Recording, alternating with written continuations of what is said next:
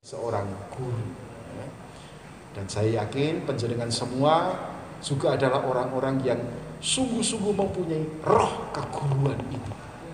Pertahankan itu sampai nanti ketika panjenengan sudah selesai mempersembahkan diri kepada Tuhan.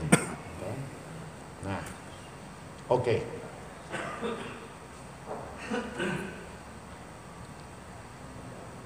Spiritualitas dapat dirumuskan sebagai hidup berdasarkan Roh Kudus dengan mengembangkan iman, harapan, dan cinta kasih. Nanti ini 3 keutamaan yang selalu dikatakan oleh Rasul Paulus: iman, harapan, dan cinta. Dan yang paling besar diantaranya adalah cinta kasih. Atau sebagai usaha mengintegrasikan segala segi kehidupan ke dalam cara hidup yang secara sadar bertumpu pada iman akan Yesus Kristus, atau sebagai pengalaman iman Kristiani dalam situasi konkret masing-masing orang. Jadi spiritualitas kita utamanya bertumpu kepada pengalaman kita akan Tuhan yang dinyatakan dalam pribadi Yesus Kristus, firman Allah yang menjadi manusia. Verbum Dei caro factum est. Itu adalah ungkapan dari perikop Injil Yohanes pada bab pertama. Pada mulanya adalah firman, dan firman itu ada di dalam kita. Dan firman Allah itu telah menjadi manusia. Verbum Dei caro factum est.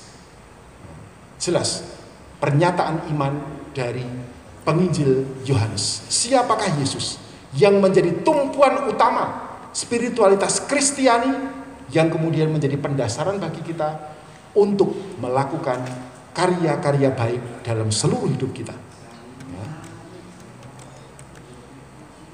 Dan karena kita bermuara ujungnya adalah pada Kristus sendiri, Sang Firman yang menjadi manusia, mengikuti Kristus adalah cita-cita dan praktek hidup yang ditemukan dalam tradisi Kristiani paling tua. Bahkan dalam surat-surat Rasul Paulus, mengikuti Kristus juga dikaitkan dengan mengikuti Dia sendiri. Sebagaimana Paulus selalu berkata, bukan lagi aku yang hidup, tetapi Kristus yang hidup dalam diriku. Dan Paulus juga bahkan bisa mengatakan kepada banyak orang dalam pengalaman imannya akan kedekatan keakrabannya dengan Yesus Kristus. Apa yang dulu kuanggap sebagai berharga, dalam pengenalanku akan Kristus, kini semuanya kuanggap sebagai sampah. Luar biasa kata-kata Paulus seperti itu. Dan ini bisa menjadi rema bagi hidup kita. Tahu nggih rema? Apa kuwi rema? Rema son ngertine malah. Lah kancane rematik. Rema itu adalah ayat-ayat emas yang bisa kita baca, kita ambil dari kitab suci, dan kemudian kita rasakan menyentuh, yang membuat kita terinspirasi. Nah, misalnya kata-kata itu tadi, dalam pengenalanku akan Kristus, yang semula kuanggap berharga, kini kuanggap sebagai sampah. Bukan lagi Kristus, bukan lagi aku yang hidup, tetapi Kristus yang hidup dalam diriku. Ini contoh-contoh rema. Juga kata-kata Paulus yang lain misalnya, vince in bono malum, artinya adalah kalahkan kejahatan dengan kebaikan. Ini bisa menjadi rema juga yang selalu bisa menguatkan kita. Oh iya, sabda Tuhan bisa menjadi inspirasi terus-menerus. Sehingga kalau kita itu setiap hari maos kitab suci, ya, dari lembar per lembar, dari bab ke bab, nanti pasti akan bisa mendapatkan banyak rema. Nek ora tau maca kitab suci, harus kena rematik, digosok remason, ngunjuke remasil. Wes tadi. Nah, maka jangan kita tuh alergi maca kitab suci. Mau bahasane basa Indonesia, gampang banget gitu. Ora sing liya-liyane. Nganggo basa Indonesia diwaos, gitu. Supaya tadi kita juga akhirnya menemukan spiritualitas yang menggerakkan kita semua sebagai murid-murid Kristus, apalagi sebagai guru-guru agama Katolik. Hidup doa, membaca merenungkan kitab suci, merayakan Ekaristi, itu juga menjadi bagian dari hidup kita supaya tadi spirit itu terus tumbuh, ya, spiritusnya itu berkobar, bukan justru spiritus yang ngabar, ya. Ngabar itu serana dayani, tetap berkorban harus. Oke?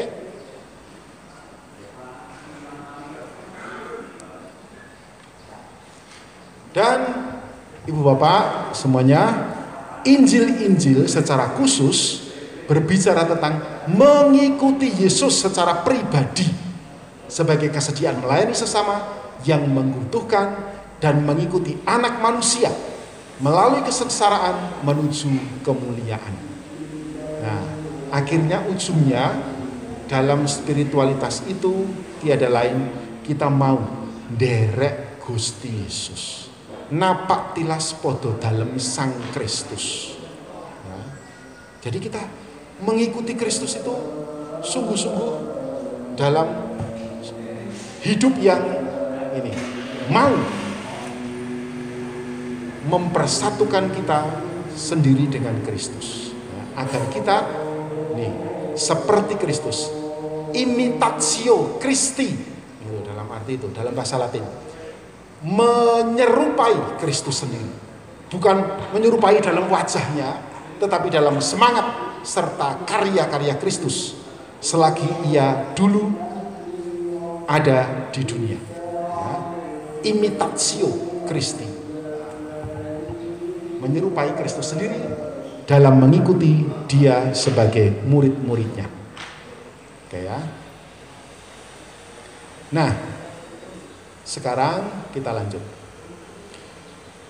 Saudara Ibu Bapak semuanya, atas dasar baptisan kita semua dimasukkan dalam misi Yesus Kristus, yaitu menjadi nabi, imam, dan raja atau gembala. Apakah ini semua sudah pernah mendengar? Kudune nek guru agama nek mesti wis dong ini, gitu. Tritugas Kristus, imam, nabi, dan raja. Dan itu kita juga menerimanya atas dasar baptisan. Maka setiap orang yang sudah dibaptis, ia juga dimasukkan dalam misi ini, dalam tritugas Kristus. Nah, pertanyaannya mungkin, kayak ngopo mosok dadi imam ki apa to artinya? Imam itu artinya menguduskan, bukan mencemarkan. Bisa jadi dalam keluarga suami istri tidak saling menguduskan, tetapi saling mencemarkan. Sing lanang nyeritake eleke bojone. Nang kancane, wah bojoku ki kok ngene-ngene. Sing wedok ora trimo. Kandhake karo liyane, gitu. Aib keluarga malah jadi bahan pembicaraan di mana-mana, gitu. Kaya-kaya ini kok awake dhewe kaya napa nggih? Sing nggon berita-berita artis-artis kae lho. Gitu. Ceritane kok diumbar ana rene, gitu. Padahal itu adalah gosip-gosip seperti itu. Nah, ingat hati-hati, gitu. Kita ini menjadi imam, artinya kita dipanggil pada upaya untuk selalu menguduskan, panggilan kepada kekudusan. Menjadi nabi, nabi itu mewartakan apa yang diinginkan oleh Allah, dan mewartakannya adalah mewartakan kebenaran. Karena di zaman itu kita ingat, bisa kita baca Nabi Elia, ya, Elisa juga berhadapan dengan nabi-nabi Baal, nabi-nabi yang palsu, yang selalu mengatakan baik-baik, tetapi justru adalah kebohongan. Maka almarhum Romo Mangun pernah mengatakan seperti ini: apa yang enak didengar belum tentu benar, apa yang benar belum tentu enak didengar. Dan itulah profetisme, kehadiran seorang nabi. Karena kadang-kadang ada nabi-nabi palsu, orang-orang yang seakan-akan omongnya baik-baik, tetapi ternyata di balik itu ada suatu pamrih-pamrih tertentu, kebohongan-kebohongan yang disembunyikan. Dulu kita masih ingat di zaman Orde Baru selalu ada menteri-menteri yang mengatakan, pokoknya ABS asal Bapak senang. Menurut Bapak Presiden, harga lombok keriting sekilo sampai seperti itu. Jadi lombok keriting pun ditentukan oleh presiden zaman dulu. Nah itu, jadi nabi-nabi yang tidak menyuarakan kebenaran tetapi hanya demi kesenangan kelompok-kelompok tertentu. Sehingga harus diingat, apa yang enak didengar belum tentu benar. Apa yang benar belum tentu enak didengar. Dan itulah suara nabi. Sehingga memang utusan-utusan Allah, para nabi itu selalu begitu. Harus berhadapan dengan orang-orang yang tidak suka. Sebentar lagi kota ini akan ditunggang balikkan karena dosa-dosamu. Enggak enak didengar. Tapi itu adalah kebenaran supaya orang bertobat. Sementara nabi yang lain, nabi-nabi palsu mengatakan, oh enggak akan ditunggang balikkan. Kita semua oke-oke saja. Meninabubukkan, tidak bertobat. Menjadi raja atau gembala. Inti dari raja atau gembala tiada lain adalah melayani. Seorang pemimpin adalah orang yang dipilih untuk melayani, bukan untuk main kuasa, bukan untuk minta dihormati. Karena kita kembali melihat pada sang guru sejati. Ia datang bukan untuk dilayani, tetapi untuk melayani.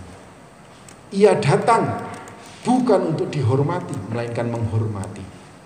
Ia bahkan hadir di dunia, memberikan diri, mengorbankan diri untuk keselamatan banyak orang. Sementara mungkin orang lain lebih suka mengorbankan orang lain demi keselamatan dirinya. Yesus tidak. Seorang pemimpin harus berani berkorban, bukan justru mengorbankan orang lain.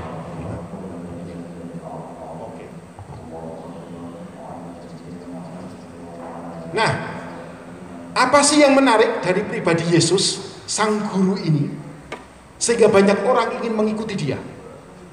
Nah, bisa kita baca dalam kitab suci. Banyak orang tertarik mengikuti Yesus.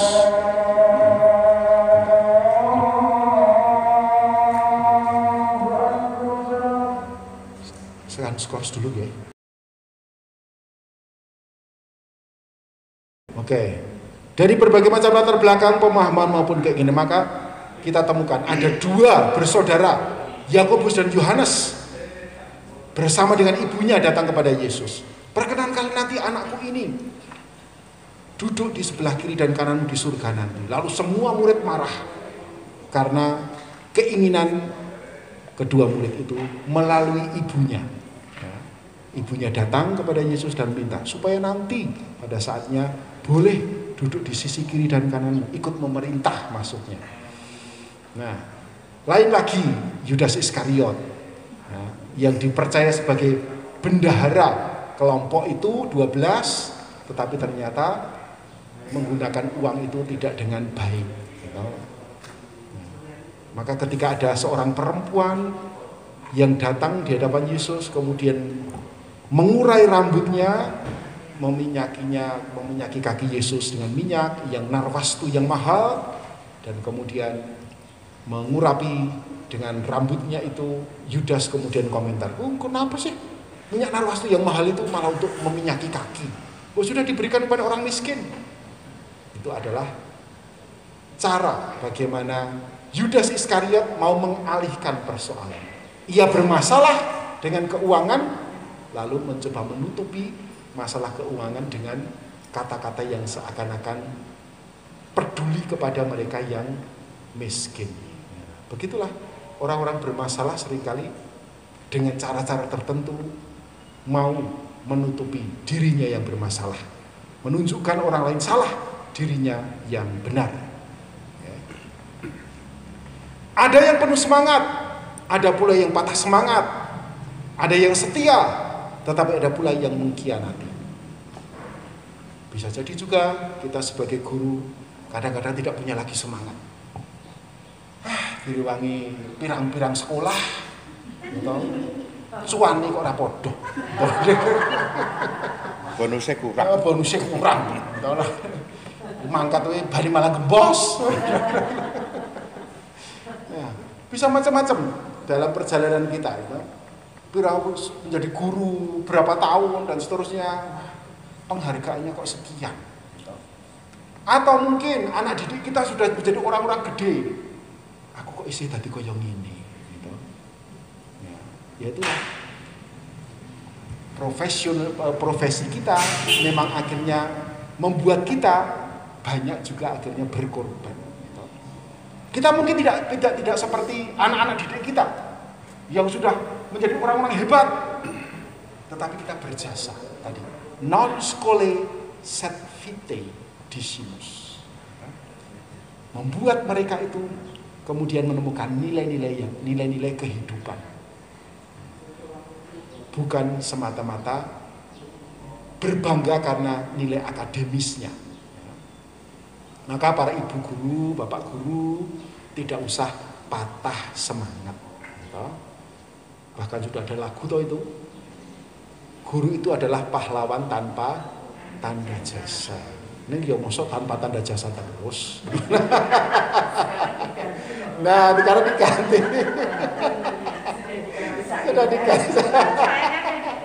Sudah diganti. Mosok ya seperti itu terus itu. Nah, seakan-akan itu tidak berharga. Gitu. Nah, tetap kita harus semangat karena tadi spirit kita, ya, kita tetap dinaungi oleh spirit keguruan. Sebagaimana Yesus sang guru juga terus mewartakan, terus melayani dengan sukacita, menghadirkan kerajaan Allah. Dan sebagian besar para rasul akhirnya wafat sebagai martir. Guru pun mungkin juga demikian, pengorbanannya luar biasa. Menjadi martir-martir pendidikan. Ada guru-guru yang honornya mungkin di bawah dari belum sejahtera. Maka upaya Bapak Uskup juga untuk mengingatkan seluruh umat Keuskupan Agung Semarang berdonasi 2.000 setiap jiwa itu patut menjadi dukungan. Ya, karena nanti bisa dipakai, digunakan untuk banyak hal, baik lembaganya maupun juga para muridnya, sarana prasarana sekolah maupun teristimewa para guru yang belum katakanlah mendapatkan jasa upah penghargaan yang layak. Dan itu ada banyak di GVK Kedu juga ada daftarnya dari beberapa sekolah, ada yang rutin kita bantu supaya tadi para guru itu ya setiap berapa bulan iso guyu. Angel loh, para guru mau mencucu ya sedih ya. Masa guru kok malah bimoli terus, bibir monyong 5 cm gitu. Mencucu gitu. Mari kita supaya para guru bisa guyu gitu, mendapat tambahan insentif, dukungan dan seterusnya. Ya, maka tidak usah patah semangat. Ya, tetap justru kita harus menggelurakan. Aku bangga, aku bahagia menjadi guru. Ya. Amin.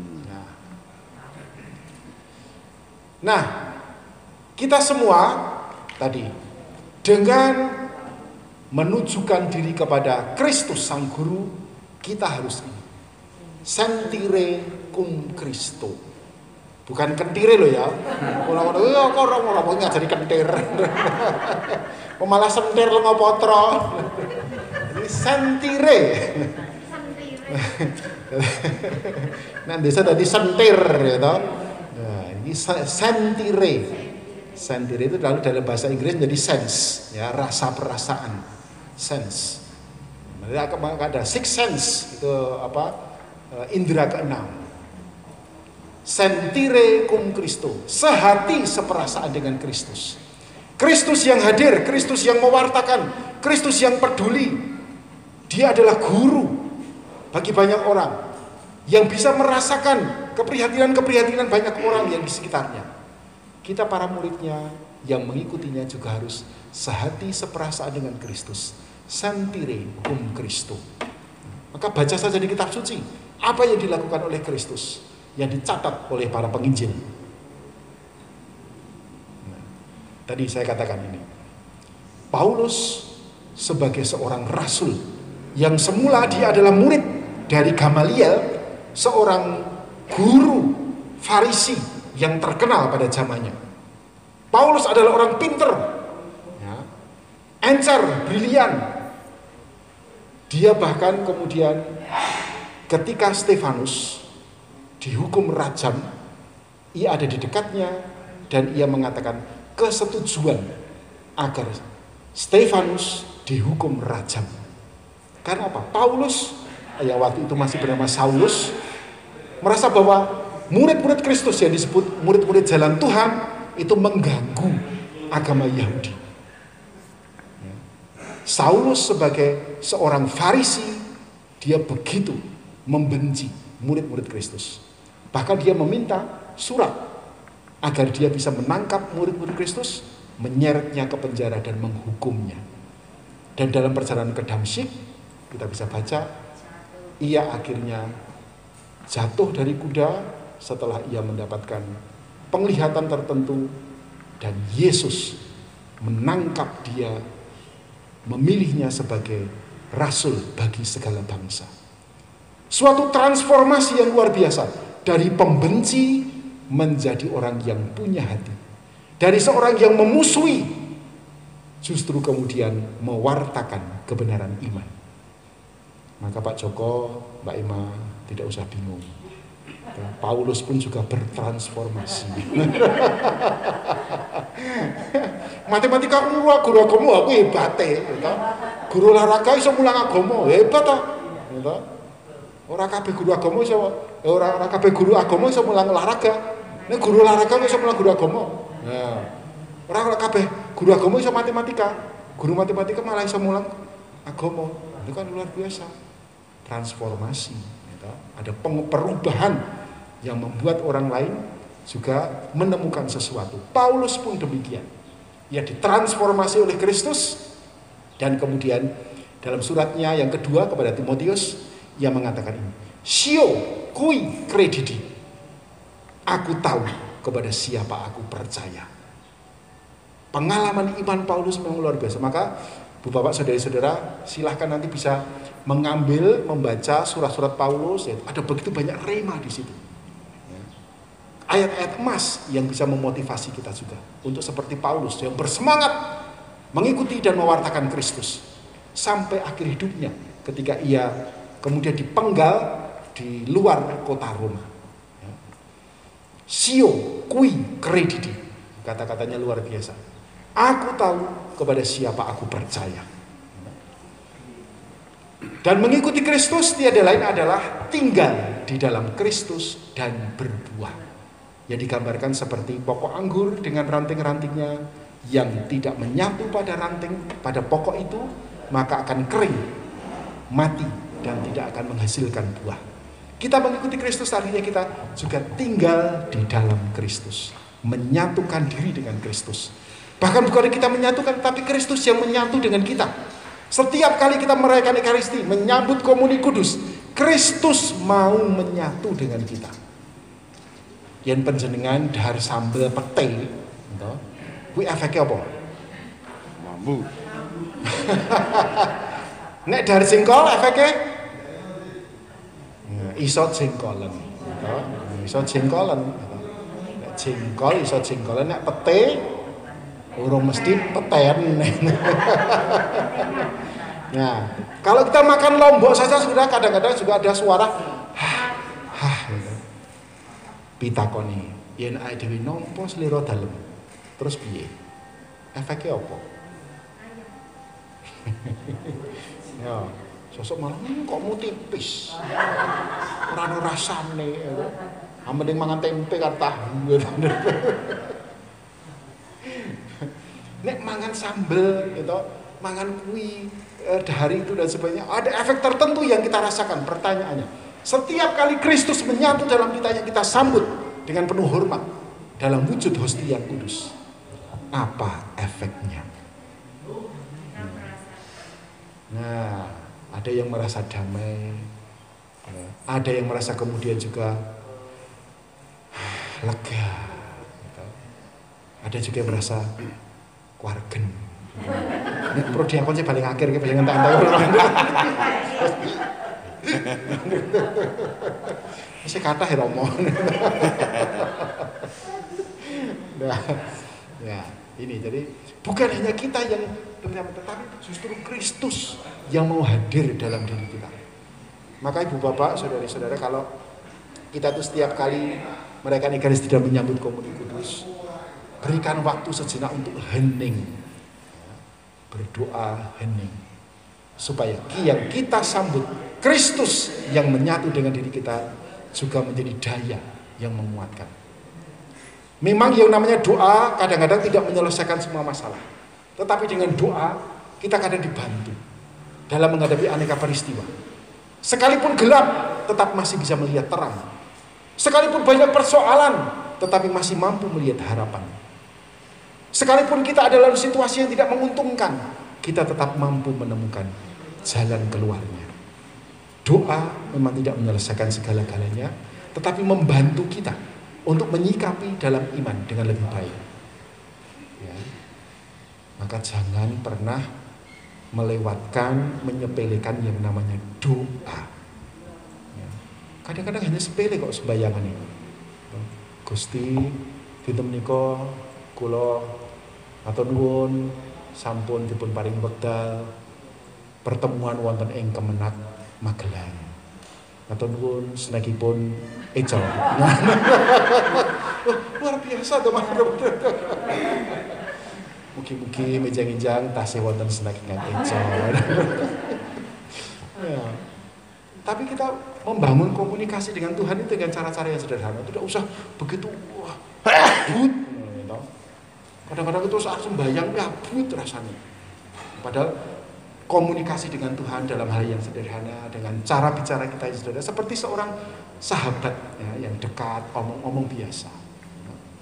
Seperti kemarin dalam bacaan pertama hari Minggu itu kan Abraham yang bertarik ulur dengan Tuhan.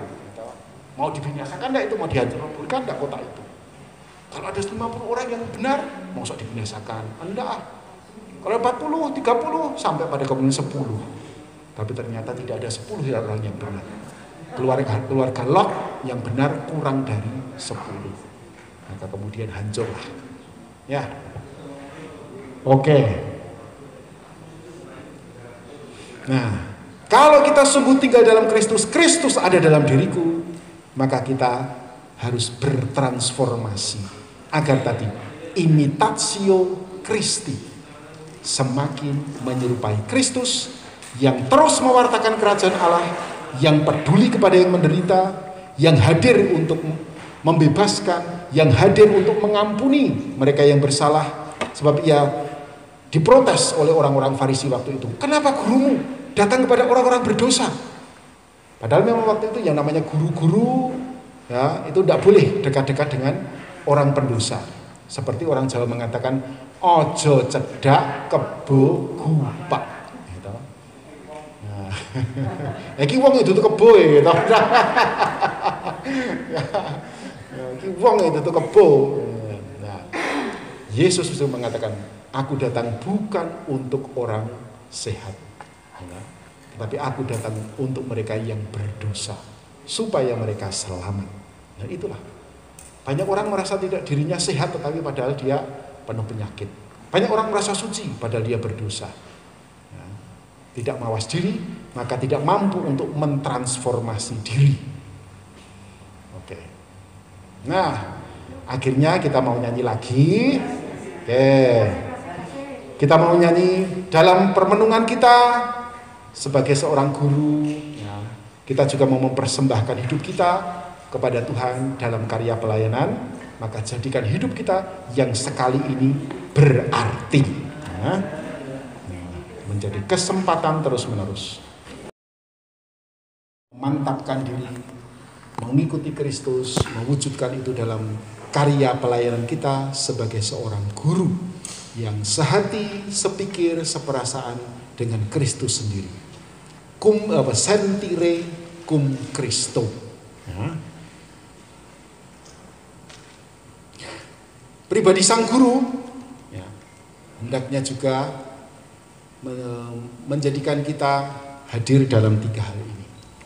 Penampilan kita hendaknya penampilan yang baik, bukan penampilan yang lomprot. Seorang guru juga tadi digugulan ditiru.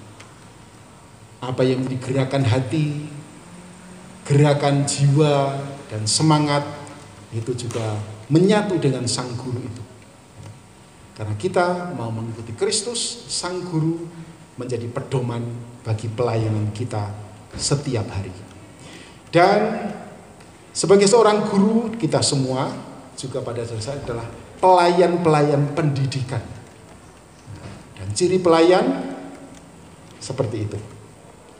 Mempunyai kasih kepada Allah dan sesama. Mengikuti Kristus sebagai bentuk kemuridan, senasib dengan Kristus dan bahkan mau berkorban, serta kerendahan hati sebagaimana Kristus yang hadir mengosongkan diri menjadi hamba bagi semuanya. Seperti moto dari almarhum Santo Yohanes Paulus yang kedua, dan sekarang juga menjadi moto dari seluruh uskup paus, yaitu Servus Servorum Dei, hamba dari para hamba Allah. Servus Servorum Dei.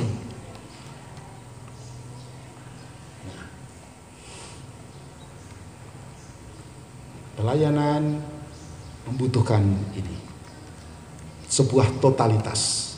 Kalau kita wis nyemplung sebagai guru, mari kita juga total dalam pengabdian kita, pelayanan kita sebagai guru. Dan totalitas itu sebagai guru tiada lain juga hidup di dalam kasih. Karena tadi ada iman, harapan, dan kasih, dan yang terbesar adalah kasih. Dan Injil Rasul Yohanes mengatakan dalam suratnya, Allah adalah kasih, Deus caritas est. Siapa yang mengaku memiliki Allah, ia memiliki kasih. Maka orang yang mengaku diri beriman, beragama kepada Allah tetapi tidak memiliki kasih, ia pasti tidak layak untuk memiliki Allah. Karena kalau orang memiliki Allah, pasti ia memiliki kasih, bukan justru menebar kebencian. Ada waktu untuk seluruh pelayanan itu dan pengorbanan. Seorang pelayan yang baik, pelayan pendidikan, semoga menghidupi juga semangat-semangat seperti ini. Mau total sebagai guru, guru yang penuh kasih, yang menyebarkan kebaikan, yang punya waktu untuk anak didiknya dan mau berkorban, supaya dengan demikian imitatio Christi, keserupaan dengan Kristus, juga mewujud di dalam spiritualitas kita, guru-guru agama Katolik. Nah, guru agama katekis, guru agama Katolik adalah guru agama dalam institusi pendidikan, wes. Kita wes melet-melet ke lambe ini. Guru agama Katolik hadir sebagai pendamping bagi para murid Katolik di dalam memahami, menghayati, dan menghidupi iman Katolik. Nah, ini beberapa catatan. Karena tuntutan studi seringkali mata pelajaran agama Katolik hanya dipahami secara akademis di mana-mana. Sehingga perlu kita hati-hati. Formalitas agama dalam institusi pendidikan bisa menggiring dalam kesempitan pembelajaran agama Katolik. Pokoknya nek bijine wis 8, 9 kuwi wis apik. Ingat. Sekali lagi, non scholae sed vitae decimus. Nilainya semoga baik secara akademis dan hidupnya secara praksis juga baik. Ini yang mau kita harapkan. Dadi wong Katolik sing tenanan, Katolik sejati.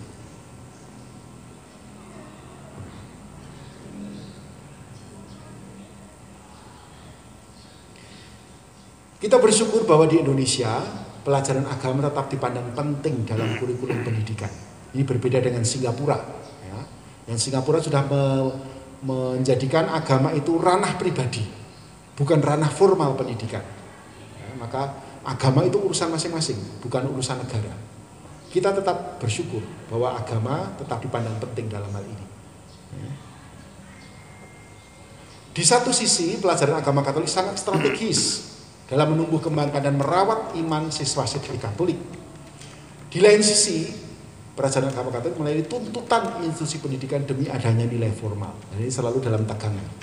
Maka saya percaya bahwa panjenengan sebagai guru-guru agama Katolik sudah punya trik kiat tersendiri. Ya. Tapi caranya supaya kita tidak hanya pandai, anak-anak kita tidak hanya paham, mengerti, nilainya baik, tetapi mereka menunjukkan pula iman Katolik yang sungguh-sungguh kuat.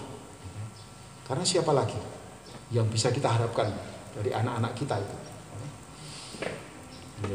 Kadang-kadang wong sithik gitu, yang sok-sok ki yo jengkel ke gitu. Piye meneh? Yo kuwi gitu. Ora siji lah. Nggih, pun yang gitu ya kudu diopeni gitu. Jadi mangko diopeni karo liyane. Okay. Nah, Ibu Bapak guru semuanya, saya menegaskan hal ini. Setiap guru agama Katolik pada dasarnya juga adalah katekis paroki. Ya. Ada yang menolak menjadi katekis paroki. Ini karena ada banyak data. Ketika saya menjadi ketua komisi kateketik Yogyakarta, itu sering ditemukan fakta. Tidak semua guru agama Katolik di institusi pendidikan mau menjadi katekis paroki. Ini adalah dosa yang besar.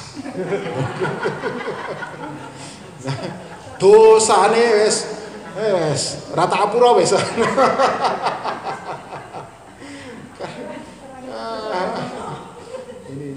Semua guru agama Katolik itu harus ambil bagian masuk dalam katekis paroki. Ya. Padahal katekis kita kalau mau jujur, ya,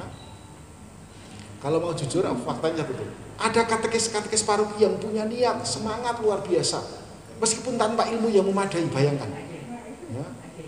Mereka tanpa basic yang jelas, aku pengen jadi katekis, kepengen nuntun sedulur-sedulurku sing arep dadi Katolik. Sementara guru agama Katolik yang sudah punya basic yang jelas malah ngopo jadi katekis meremehkan. Jadi guru katekis sorry, saya itu lebih terhormat. Sekolah, ini para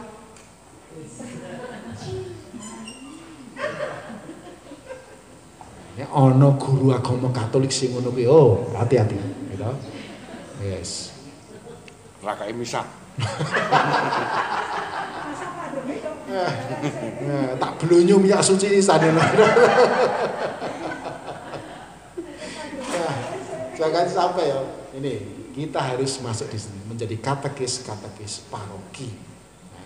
Kita harus sadar ambil bagian dalam perutusan sebagai katekis, guru agama di paroki khususnya. Ya. Jangan sampai ini dilupakan. Ya. Nah, tentu kita tahu dalam era digital seperti ini, revolusi industri 4.0 dan nanti kemudian mungkin juga ada 5.0, 6.0 dan seterusnya. Kita pada dalam masa pandemi kemarin sudah merasakan tuntutan digitalisasi semakin luar biasa. Kita juga harus dipacu untuk mau ya, masuk di situ, nyemplung. Karena kalau tidak, ya sudah ketinggalan dengan dunia. Ya. Sekalipun mungkin ada beberapa yang senior, aduh, kalau kawratan dan sebagainya, tapi ada data-data bahwa para guru yang sudah senior pun akhirnya mau untuk belajar dan kemudian ketika belajar bisa. Sehingga pelayanan seorang guru pun akhirnya harus kreatif, inovatif. Jangan mandek ya, dengan apa yang sudah dilakukan. Nah, itu dulu industri 1.0 1784, kemudian industri 2.0 1870, 69 industri 3.0 dan akhirnya industri 4.0. Semuanya serba digitalisasi. Ya, industri 3.0 robot-robot, nah sekarang robot digital. Sehingga besok pun ketika kita itu males, mungkin 5 atau 7.0, ketika kita males makan, wis kita mangap ngono wis teko dhewe. Angop wis wareg gitu.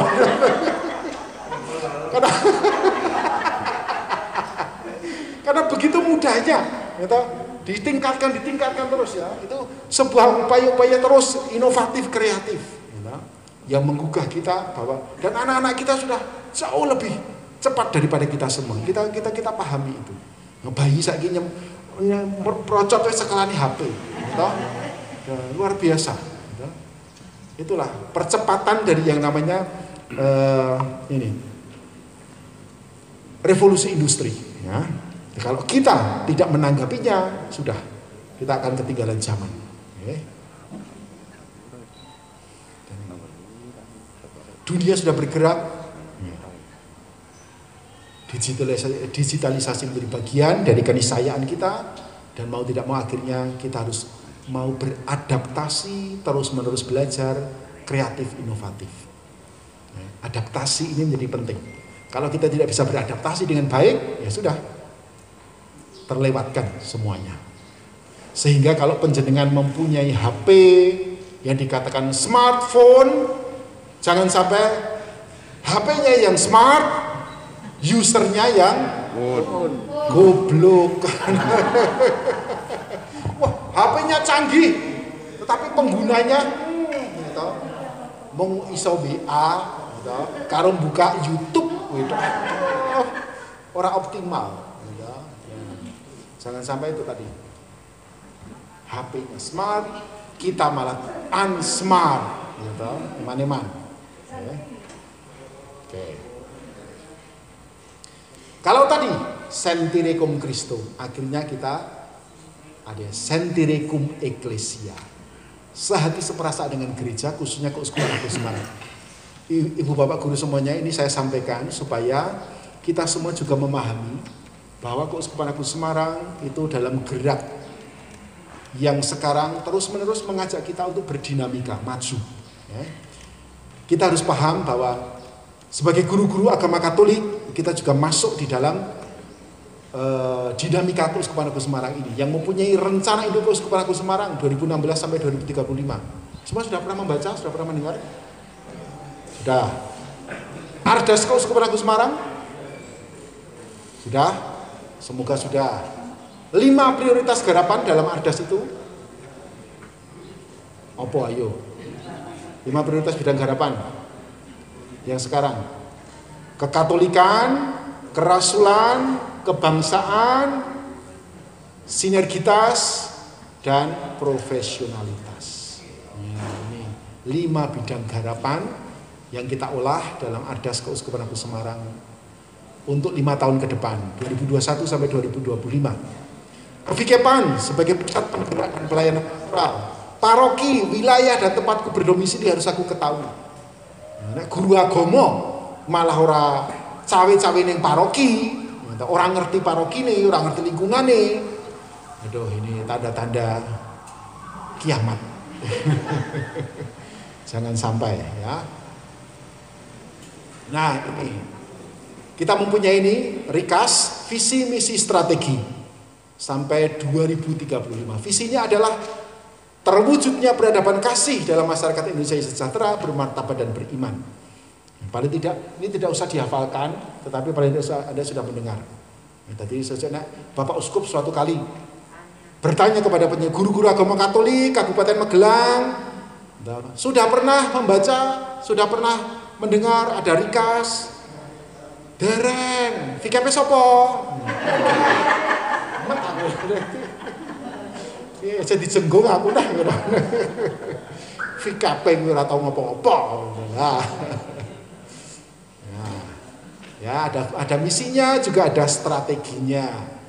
Nah, ini untuk mencapai visi tadi, membangun peradaban kasih yang sejahtera, bermartabat dan beriman tadi.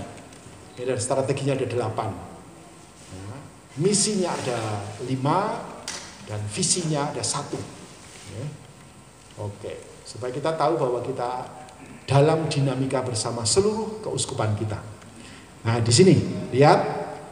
Kita mulai 2016 sudah menjalankan Ardas yang ke-7 dari sejak awal ketika zaman Kardinal Darmatmodjo.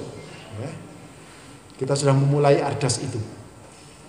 Dan sekarang 2021 sampai 2025 adalah Ardas ke-8. Tetapi dalam Rikas ini menjadi kloter yang kedua. Ya, dengan tagline tinggal dalam Kristus dan berbuah. Ya, ini apa yang kita upayakan di Ardas ke-8, dan pada Rikas ini adalah kloter yang kedua atau kelompok yang kedua, gelombang keduanya. Nah, ini 5 bidang garapan Ardas kita. Kekatolikan, yang kedua kerasulan, ketiga kebangsaan, keempat sinergitas, kerjasama, dan kelima profesionalitas. Nah, ini besok kalau ditanya oleh Bapak Uskup, Romo Paroki Panjenengan itu juga tahu. Apa 5 bidang garapan? Pak Yatin, kitab suci. Nah, 1. Apa benar? Ya, jangan sampai tidak bisa menjawab nanti ya. Nah, ini pengurus-pengurus stasi atau paroki apalagi. Ini kalau didanggu Bapak Uskup. Nah, oke. Sekarang akhirnya kita tuntaskan perjumpaan kita ini dengan memantapkan diri menjadi saksi-saksi Kristus.